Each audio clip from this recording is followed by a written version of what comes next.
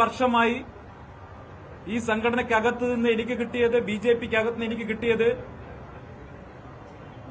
അങ്ങേയറ്റത്തെ ഒറ്റപ്പെടുത്തലും വേട്ടയാടലുമാണ്. ഞാൻ ഇന്ന് ഈ നിമിഷം കോൺഗ്രസിന്റെ ആഫീസിൽ ബഹുമാനപ്പെട്ട പ്രതിപക്ഷ നേതാവിന്റെയും ബഹുമാനപ്പെട്ട KPCC പ്രസിഡന്റിന്റെയും സാന്നിധ്യത്തിൽ ഈ ത്രിവർണ്ണ ഷാൾ അണിഞ്ഞുകൊണ്ട് ഇവിടെ ഇരിക്കുന്നുണ്ടെങ്കിൽ അതിന്റെ ഉത്തരവാദി കെ സുരേന്ദ്രനും സംഘവുമാണ്. ഒരു സംശയവും ആ കാര്യത്തിൽ വേണ്ട.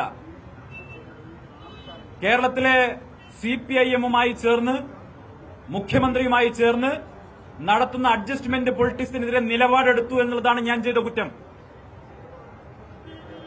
കരിവന്നൂരും കൊടകരയും തമ്മിൽ പരസ്പരം വെച്ചുമാറുന്നതിനെ എതിർത്തു എന്നുള്ളതാണ് ഞാൻ ചെയ്ത കുറ്റം. ധർമ്മരാജന്റെ കോൾ ലിസ്റ്റിൽ പേരില്ലാതെ പോയി എന്നുള്ളതാണ് ഞാൻ ചെയ്ത കുറ്റം.